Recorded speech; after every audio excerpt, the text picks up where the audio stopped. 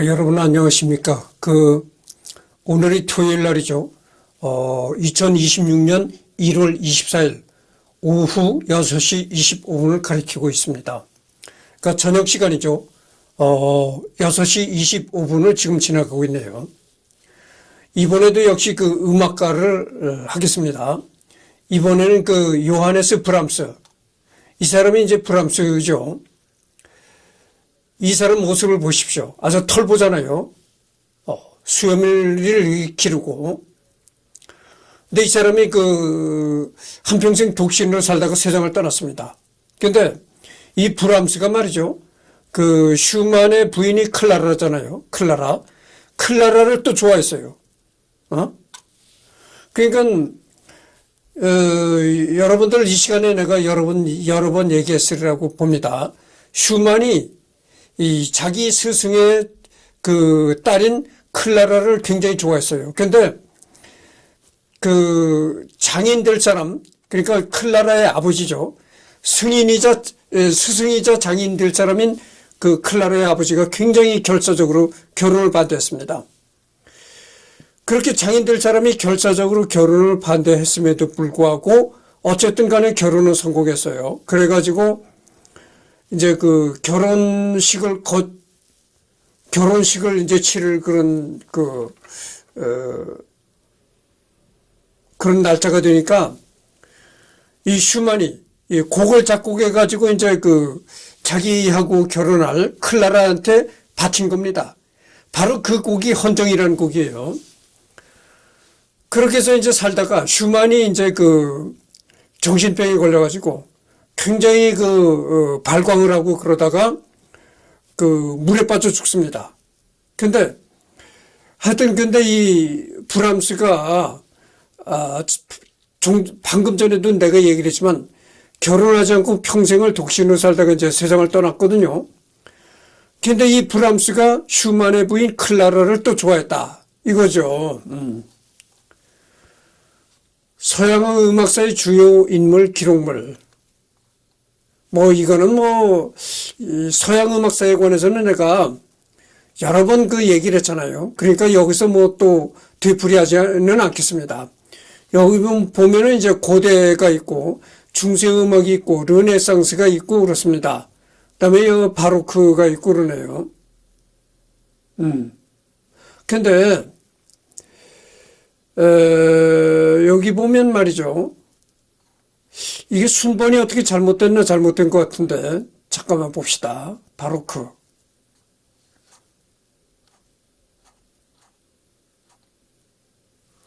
바로크라는 것은 말이죠. 17세기와 18세기의 음악이죠. 근데 바로크 17세기, 18세기 음악이고, 중세는 말이죠.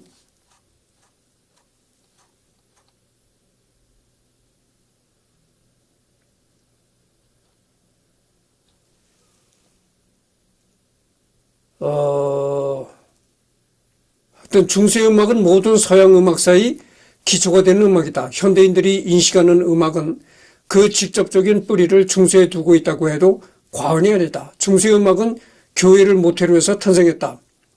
이 중 주목할 만한 인물은 성 베네딕토로 그가 남긴 회칙에 의해 성무일도의 음악이 비교적 확립되었다. 또한 재속 사제들은 중세 시대의 중요한 음악가들이었으며 그들은 음악을 담당하고 필사본을 만들고 성가대를 지휘하였다. 그래서 한마디로 중세시대라는 건 뭐냐면은 종교가 이 음악뿐만이 아니고요. 이 중세시대는 음악뿐만이 아니고 미술, 그 다음에 그 당시 사회 정치, 그러니까 정치, 경제, 음악, 미술 모든 분야를 종교의 영향력 아래에 있었던 그런 시대입니다. 근데 여기 보면은,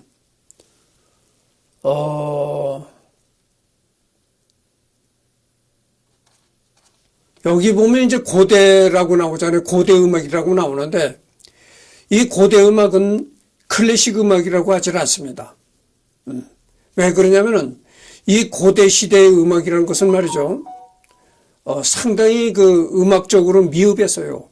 부족한 점이 있었다고 그죠. 그래서 이 고대 음악이라는 것은 별도로 클래식 음악이라고 취급을 하지 않고 별도로 이제 고대 음악이라고 취급하고, 우리가 흔히 클래식 음악이라고 얘기하는 것은 이 바로크 음악과 이 중세 시대 이런 걸 여기서부터 이제 클래식 음악이라고 칭하는 거죠. 그래서 뭐 이거는 내가 그 클래식 음악사는 여러 차례 내가 얘기한 적이 있으니까 그냥 생략하고 넘어가도록 하겠습니다.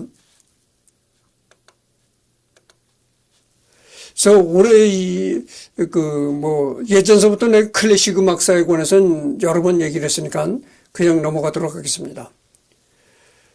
그래서 보면은 출생이 1833년 5월 7일 독일 연방 함부르크에서 태어났다.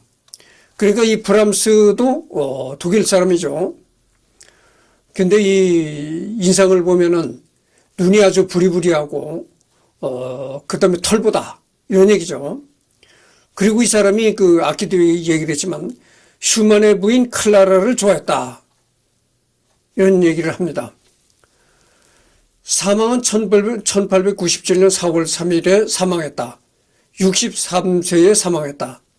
사망할 때는 오스트리아 헝가리 제국 빈에서 사망했다. 이런 얘기죠.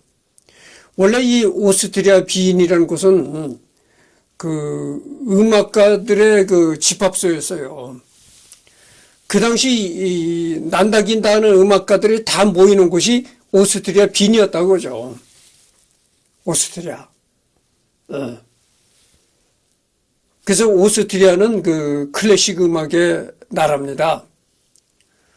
여러분 우리나라 이승만 대통령 부인 프란체스카 여사가 바로 이 오스트리아 사람입니다. 직업은 작곡가, 지휘자, 피아니스트다.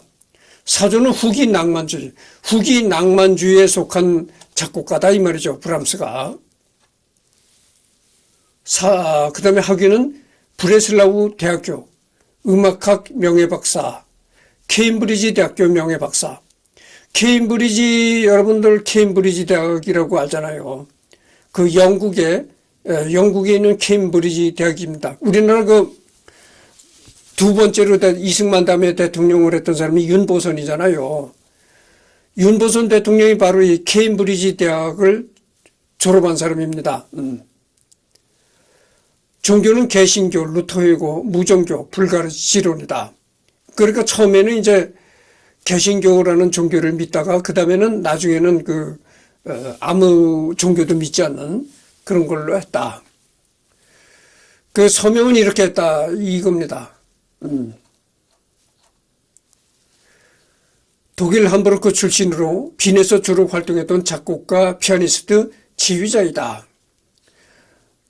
내가 아까도 얘기를 했잖아요. 이 빈이라는 곳은 그 당시에 아주 정말 난다긴다 하는 음악가들이 다 빈에 모였던 것입니다. 여러분들 모차르트 유명하잖아요. 그 다음에 베토벤, 요한 스트라우스, 이런 사람들이 다 빈에서 활동했던 사람들이죠. 그러니까 브람스도 역시 빈으로 갈 수밖에 없었다. 빈이란 건 클래식 음악의 고장이었다. 거기서 이름난 음악가들이 다 모이는 곳이었으니까 이 브람스도 역시 음악가로서의 이름을 날리려면은 빈에 가는 수밖에 없었다 이거죠. 19세기 후반기에 가장 중요한 위치를 차지하는 음악가 중 한 사람으로 브람스는 오페라를 제외한 거의 모든 분야에서 작품을 남겼고, 그가 남긴 4편의 교향곡은 루드비 판 베토벤 이후 퇴조하고 있던 교향곡과 절대음악 양식을 중흥시켰다. 절대음악은 표제음악과는 반대되는 개념으로서 음악에서 특정한 이미지나 상징적 의미를 표출하려고 하지 않고 오로지 음과 음의 관계와 조합을 통한 순수한 음악적 예술성을 추구하려는 경향을 띠는 음악을 의미한다. 그러니까 이 절대음악이라는 것은 말이죠. 어떤 음악의 음악 외적인 그런 의미를 추구하는 것이 아니고 아주 순수하게 순수한 음악적 예술성만을 추구한다. 이런 생각으로 작곡되고 그런 사상을 절대 음악이라고 한다는 거죠. 이상 브람스가 그 빈 고전파, 즉 독일 고전파의 마지막 음악가였다고 해도 틀린 말은 아닐 것이다. 이것은 빌레름 푸르트뱅글러, 빌레름 푸르트뱅글러가 이런 얘기를 했다는 거죠. 푸르트뱅글러도 작곡가입니다. 이 사람이 이제 빌레름 푸르트뱅글러. 내가 구름과 음악의 계곡이라는 걸 하고 있는데, 구름과 음악의 계곡을 보면은 나의 애청곡이라는 메뉴가 있어요. 그 메뉴에 이 푸르트뱅글러가 작곡했던 그런 군악을 올린 적이 있습니다. 브람스는 고전주의 음악의 중후한 작품으로 독일 음악을 대표하는 거장이다.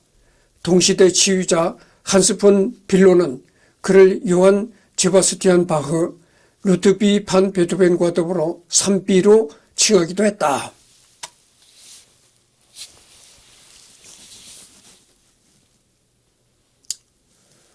비엔나에서 음악가로서 당대 최고의 명예를 얻었으며 베토벤, 슈베르트, 요한 슈트라우스와 함께 악성들의 안식처인 비엔나 센트럴 세메트리 이 30A 구역에 안장되어 있다.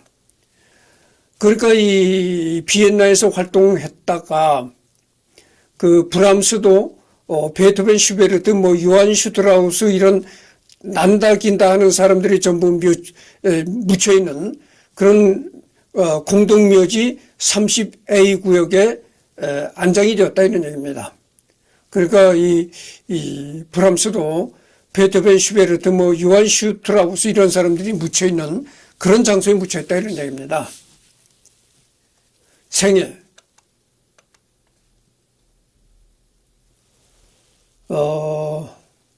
이게 젊었을 때 브람스 모습인데요. 젊었을 때는 이렇게 수염이 없었습니다. 근데 이게 나이가 들으면서 이제 수염을 길렀죠.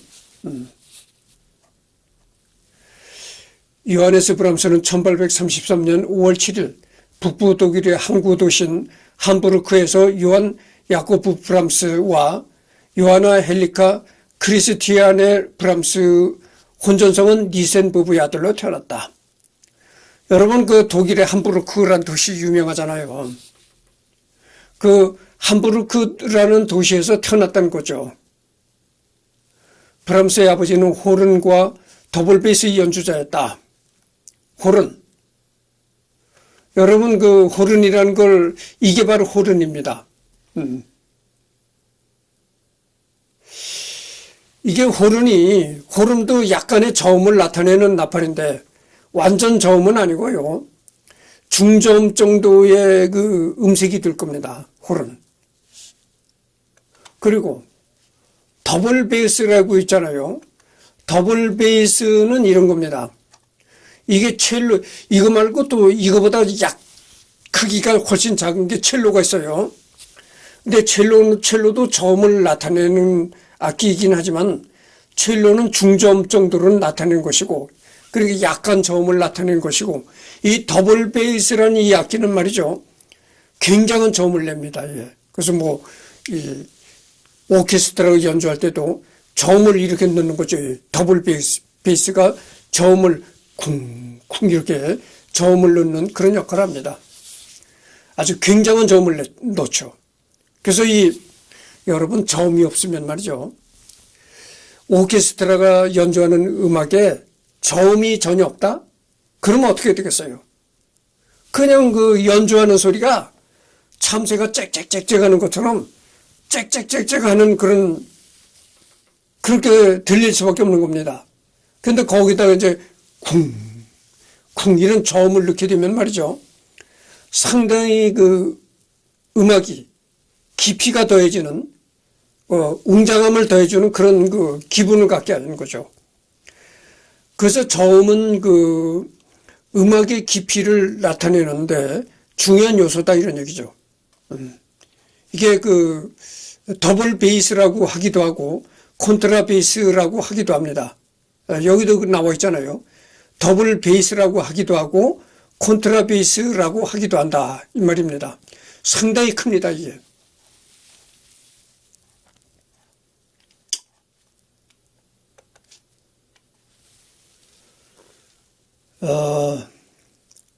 그러니까 브람스의 아버지가 이제 호른과 더블 베이스 연주자였다 이런 얘기입니다.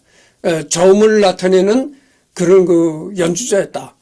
브람스는 5살 때부터 아버지에게서 바이올린과 첼로를 배우면서 음악가로서의 길을 걷기 시작했고 7살부터는 오토 프리드리 빌리발트 코셀에게서 피아노를 배우기 시작한다. 어린 브람스가 음악에 뛰어난 재능을 보이자 브람스의 부모는 브람스를 앞세워서 미국으로 건너가 천재 신동 음악가로서 돈을 벌려고 했으나 코셀이 극렬히 반대하여 결국 성사되지 못한다.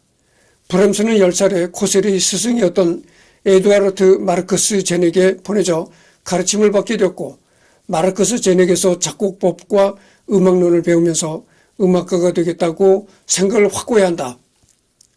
브람스는 11살 때부터 작곡을 시작했다고 전해지나 젊은 시절에 작곡된 브람스의 여러 곡은 대부분 파기된다.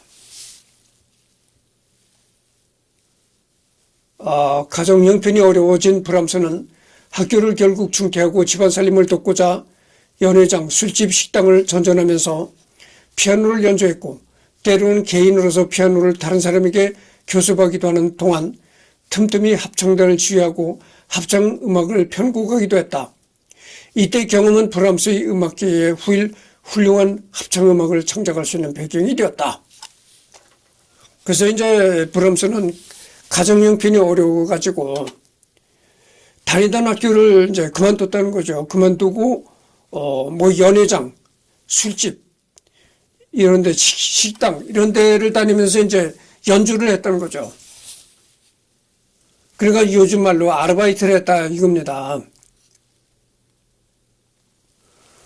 그러니까 어떻게 되겠어요? 연회장, 술집, 식당 이런 데를 돌아다니면서 연주를 했으니까 제대로 된 무대가 아니죠. 여기는 제대로 된 음악회라든가 뭐 이런 데가 아니고 그거보다는 훨씬 급이 낮은 이런 그 데를 돌아다니면서 아르바이트를 했다 이런 얘기입니다. 그러던 중 1853년 브람스는 헝가리 출신의 바이올리니스트 요제프 요아힘을 하노버에서 만나면서 생활이 전환된 후 요아힘과 연주 여행하면서 바이마르에서 프란츠 리스트를 만났고 요아힘은 편지를 써서 작곡자이자 음악평론가인 로베르트 슈만에게 브람스를 소개했다. 내가 슈만 얘기를 했잖아요. 이 슈만의 부인 클라라를 브람스가 좋아했다 이런 얘기입니다. 브람스와 슈만 부부는 düsseldorf에서 만났다. 이때 이제 düsseldorf라는 고장에서 이제 슈만 부부를 만났다 이런 얘기죠. 그러니까 슈만 부부를 만났으니까 어떻게 되겠습니까? 거기서 이제 슈만의 부인 클라라를 보게 된 것이죠.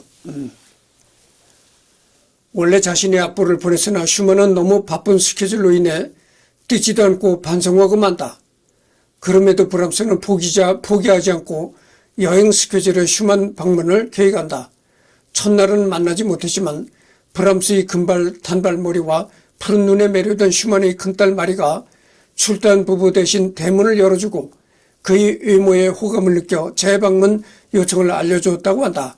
그래서 다음날 만날 수 있었으며 연주를 들려준다. 잠깐만요.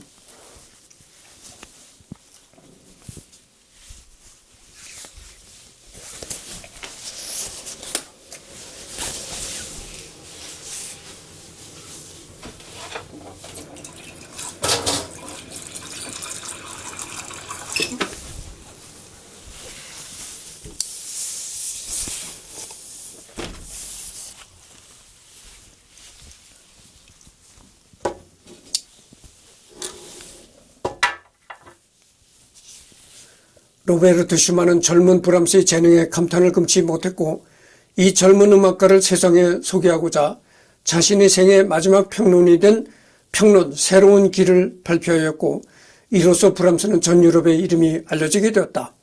그는 슈만의 아내인 피아니스트 클라라 슈만과도 가까워졌는데 브람스는 14살 연상인 클라라와 평생 교류했다. 내가 얘기를 했잖아요. 슈만의 부인 클라라를 브람스가 좋아했다 이런 얘기를 했습니다. 근데 그 클라라는 브람스에 비해서 14살이 위인 그런 그 연상의 여인이었다 이 말이죠.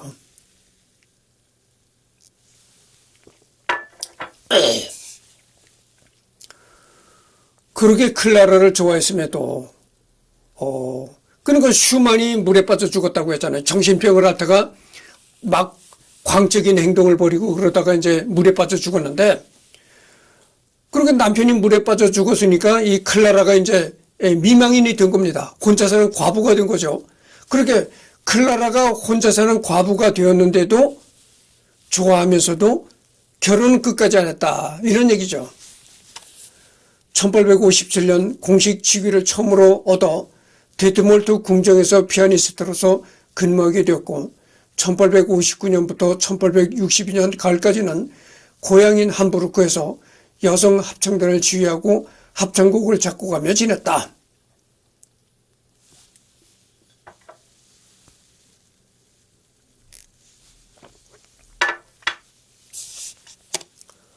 이듬해인 1863년 프랑스는 빈 징 아카데미 지휘자로 초빙되어 본격적인 빈에서의 음악가 생활을 시작한다. 이후 35년 동안 빈 교회의 하여튼 위치한 아파트 등에서 거주하며 요한 슈트라우스 2세를 비롯한 뛰어난 음악인들과 교류하였고 수많은 명곡을 탄생시키게 된다.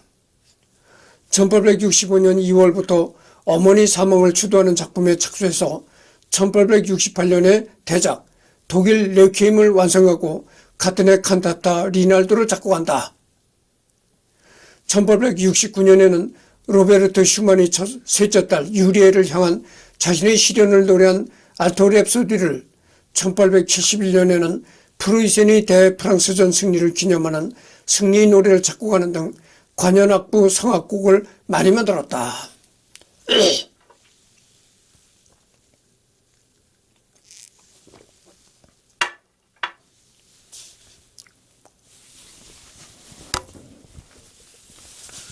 1872년 가을부터 1875년까지는 빈 아구협회의 음악감독으로 있으면서 그 합창단과 관현악단의 정기 연주회를 지휘하였다. 또 1876년에는 20여 년에 걸쳐 작곡한 교향곡 제1번을 초연한 후 자신이 대표적으로 남은 여러 작품을 잇따라 발표하게 되는데 1877년의 교향곡 제2번, 1878년의 바이올린 협주곡과 바이올린 소나타가 그것들이다. 1879년에 브레슬라우 대학에서 명예박사학위를 받았으며 이에 감사의 표시로 작곡한 곡이 대학 축전 서곡이다.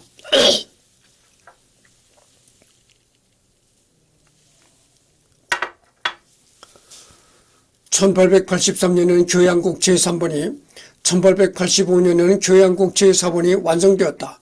1890년까지 브람스는 피아노 협주곡 제2번, 비극적 서곡, 현악 오중주곡을 작곡했다.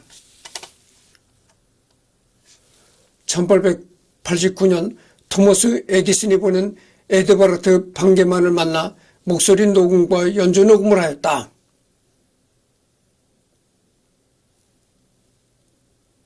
그러니까 이때 이제 1889년에 그 에디슨, 내가 얼마 전에 에디슨을 한 적이 있잖아요. 에디슨이가 보낸 사람을 만나가지고, 브람스가 목소리도 녹음했고, 음악 연주를 녹음했다, 이런 얘기죠. 1890년에 이르러 브람스는, 그러니까 이때 녹음이라는 것은 말이죠. 지금과 같은 스테레오나 서라운드 이런 녹음이 아니고, 모노 녹음이죠. 그러니까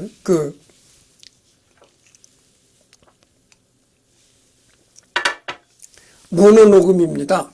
스테레오 녹음이 아니고. 그러니까 뭐 음질이 좋지 않죠. 1890년에 이르러 브람스는 체력 한계와 창작력 쇠퇴로 결국 작곡을 접게 되었으나 이듬해인 1891년 클라리넷 연주자 리하르트 밀펠트의 연주를 듣고 다시 창작력과 영감을 회복한 후 말년까지 클라리넷을 위한 독주곡과 클라리넷이 중심이 된 여러 실내악곡을 작곡하게 된다. 1896년 오랜 친구로 지내던 클라라 슈만이 병으로 쓰러지자 브람스는 기독교 성서에 토대한 4개의 엄숙한 노래를 작곡했다. 그래서 이제 클라라 슈만을 좋아했다고 하잖아요. 클라라 슈만이 슈만의 부인인 겁니다. 그래서 슈만의 부인이 이제 남편을 잃어버리고 혼자 이제 미망인이 되었는데 그때도 계속 좋아했던 거죠. 근데 어느 날 갑자기 자기가 좋아하던 클라라 슈만이 이제 병으로 쓰러졌다 이거죠. 그러니까 그때에 이제 브람스가 4개의 엄숙한 노래라는 곡을 작곡했다.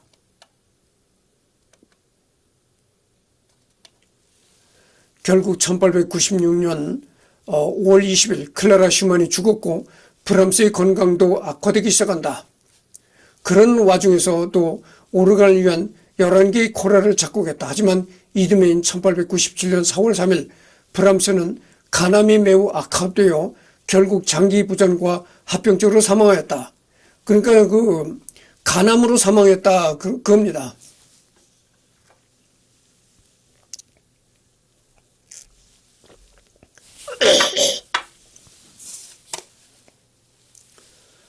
(64세) 생일을 한 달여 앞둔 시점이었다. 이미 클라라 외에도 상당한 절친들이 요절하거나 유명을 달리하여 교류하는 친구도 적었다. 한참 때부터 공연이 끝나고 늘 선술집에 들러 소시지와 커피, 맥주를 거하게 즐기는 습관으로 비대한 체형에서나 투병 기간 동안 그의 상징이기도 한 당당한 풍채가 사라지고 지인들도 알아볼 수 없을 만큼 여인 몸이 되었다고 한다.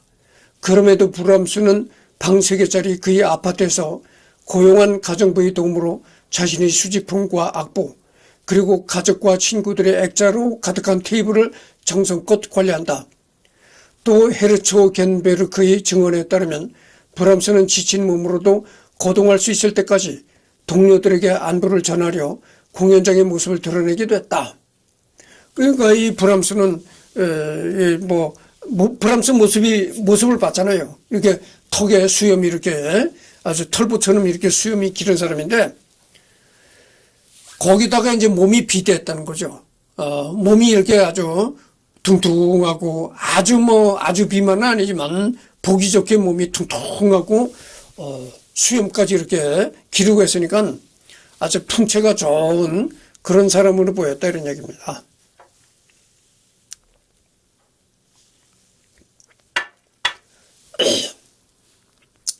근데 이제 간암으로 죽었다 이런 얘기죠.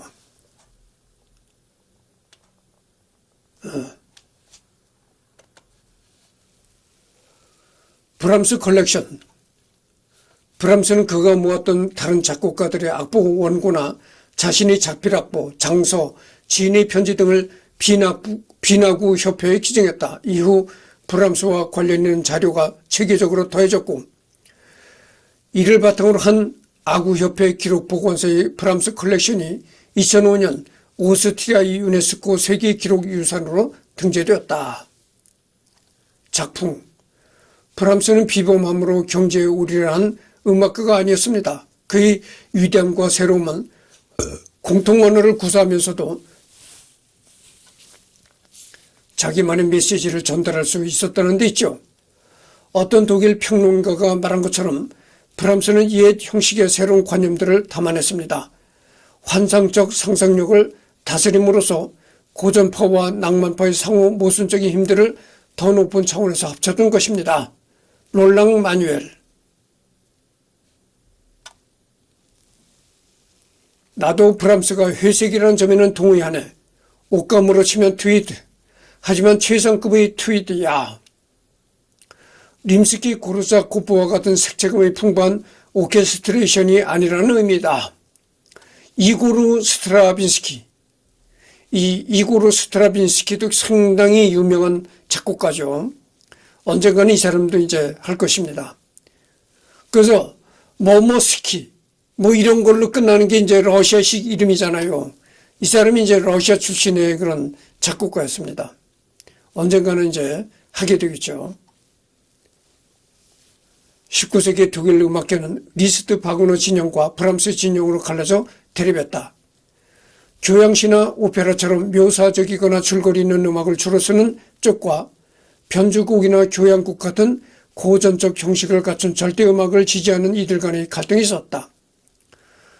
브람스는 음악에서 특정한 묘사나 이야기를 배제하는 절대음악을 지향했으며 오페라도 쓰지 않았다. 그래서 이 브람스는 아주 절대음악을 굉장히 소중하게 생각했기 때문에 그 스토리가 있는 그런 오페라 같은 것은 작곡하지 않았다 이런 얘기입니다. 오로지 그 추상적인 뭐 악기로서만 연주되는 그런 뭐 교향곡 뭐 이런 걸 작곡했다 이거죠. 브람스의 음악을 흔히 고전주의로 불리면서 당대 낭만주의를 배경한 듯하지만 기시는 그렇지 않다. 브람스는 슈만의 제자이듯이 낭만주의 음악을 알 만큼 알았다. 그는 고전주의다운 형식체계를 지키면서 낭만주의다운 정서를 결합해서 훌륭한 작품을 만들어냈지만 당대 작곡가들처럼 화려하고 찬란한 스타일의 작품을 쓰지 않았다. 이것은 브람스가 북독일 출신으로 북독일 지역의 소박하고 강건한 스타일에 많이 영향을 받았기 때문이다. 또한 그는 낭만주의 지나치게 화려한 스타일은 선호하지 않았다. 브람스의 음악은 화려하지는 않지만 오히려 순수하고 소박하여 사람의 마음을 더 끌리게 한다.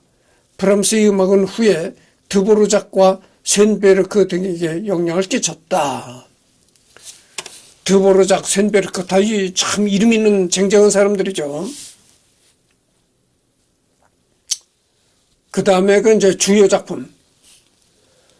브람스는 교향곡, 관현악곡, 협주곡, 신략곡, 피아노 독주곡, 성악곡 등을 작곡했는데 교향곡 1번서부터 4번까지, 대학 축전 서곡, 피아노 협주곡 1번 및 2번, 바이올린 협주곡, 클라리넷 5중주곡, 헝가리 무곡, 독일 레퀴엠, 자장가 등이 특히 유명하다. 교향곡에는 이제 교향곡 1번 C단조, 교향곡 2번 D장조, 교향곡 3번 F장조, 교향곡 4번 E단조가 있다. 이런 얘기고. 관현악. 이런 건 지금 재생하지 않겠습니다. 이건 나중에 별도로 이제 브람스가 끝날 무렵에 브람스가 작곡한 음악을 들어보는 그런 시간을 갖도록 하겠습니다. 여기는 세레나데 1번 D장조, 작품 넘버 11, 세레나데 2번 A장조, 작품 넘버 16, 하이든 주제에 의한 변주곡, 작품 넘버 56A, 대학 축전서곡, 작품 넘버 80, 비극적 서곡, 작품 넘버 81 이렇게 됐네요.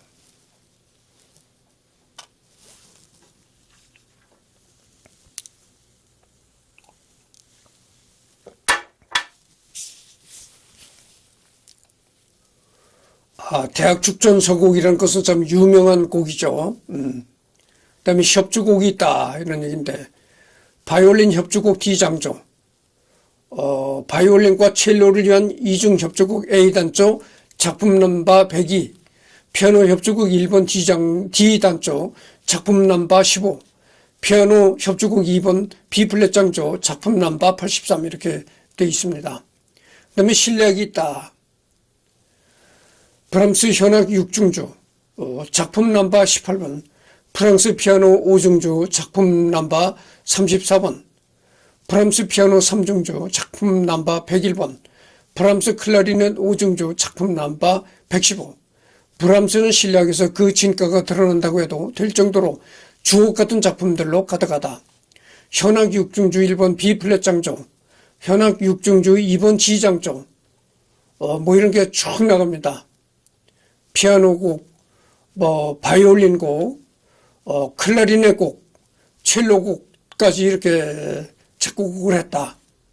합창은 아베 마리아, 작품 넘버 12, 여성 합창과 두 대의 호른, 하프를 위한 뇌기 노래 작품 넘버 17번, 독일 레퀴엠 작품 넘버 45번, 뭐 알토 랩소디 운명의 노래 이렇게 나갑니다. 내니 집시 노래. 그리고 이제 가곡도 작곡을 했는데 브람스 항해, 브람스 자장가, 브람스 세레나데, 브람스 그대 어찌 나의 영광이시여, 브람스 5월의 밤, 브람스 영원한 사랑에 대하여, 브람스 죽음 그것은 서늘한 밤, 브람스 허락하시오, 아리따운 아가시오. 그 다음에 뭐 6개의 노래 뭐 이렇게 쭉 나갑니다.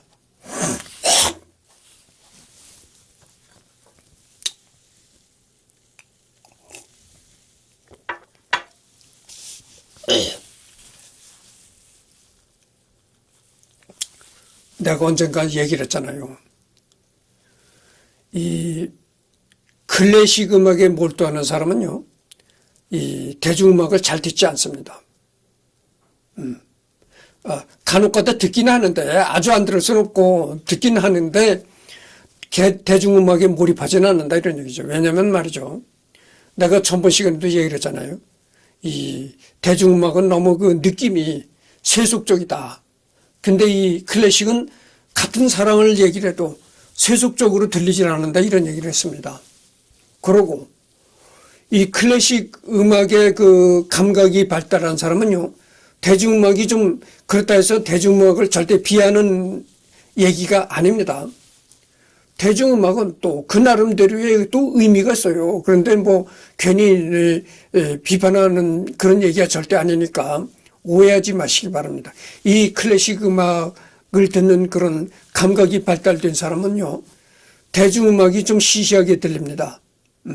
그래서 이 클래식 음악에 몰입하는 사람은 대중음악을 잘 듣긴 하지만 아주 그렇게 몰입하지는 않는다 이런 얘기죠. 그래서 이 대중음악을 아주 좋아하는 사람들 있잖아요. 요즘 보통 사람들이 다 대중음악을 좋아하잖아요. 뭐 방탄소년 좋아하고, 외국의 어떤 뭐 어디 가도 코리아 케이팝이 또 유명하잖아요, 외국에도. 그래서 뭐 외국 젊은 그 여성들도 뭐 방탄소년단을 거의 아는 사람들이 많고 그러잖아요. 근데 그렇게 대중음악에 이제 몰두를 한다고 하죠. 근데 대중음악에 그렇게 몰두를 하게 되면요, 점점 더 클래식 음악과는 멀어지게 됩니다. 왜냐면은 대중음악을 듣는 그런 감각을 가진 사람은요, 클래식 음악이 그냥 소음으로 들려요. 그걸 내가 이 시간에 분명히 얘기를 드립니다. 그래서 이 대중음악을 너무 대중음악에만 몰입하는 사람은요, 절대 클래식을 못 듣습니다. 그래서 대중음악의 감각이 트인 사람은 클래식 음악 감각이 문이 닫혀버리는 거예요. 그리고 클래식 음악의 감각이 트인 사람은 대중음악을 들으면 시시하다 이렇게 느낍니다. 그렇다는 걸 말씀드립니다. 그래서 방금 전에도 내가 얘기를 했잖아요. 오해하지 말라고. 내가 뭐 대중음악을 비하하는 그런 얘기는 절대 아닙니다. 하여튼 그래요. 그래서 이 대중음악과 클래식은 완전히 분야가 다른 음악이기 때문에 대중음악에 너무 몰두하고 대중음악만 듣는 사람은 클래식 음악을 전혀 들을 수가 없어요. 클래식 음악의 감각이 딱 닫혀버린 사람이에요. 여러분, 내가 이 시간에 분명히 얘기지만 대중음악에 너무 몰두하고 이런 사람이 클래식 음악 듣는 사람 봤습니까? 없어요. 그래서 대중음악에 재미를 붙이고 대중음악에 자꾸 이렇게 몰입하다 보면 클래식 음악에 대한 감각이 딱 닫혀버립니다. 그래서 대중음악에 몰두한 사람이 클래식 음악을 들으면 아이 저기 무슨 저렇게 시끄러운 속에 소음에 불과한 건데 이렇게 느끼는 거예요. 그런 걸 말씀드립니다. 그래서 이제 브람스는 피아노 곡도 많이 작곡을 했다. 브람스 작품 넘버 5번, 브람스 작품 넘버 24번 뭐 이렇게 쭉 나오고, 그렇습니다. 헝가리 무곡, 브람스가 작곡한 헝가리 무곡도 유명하죠.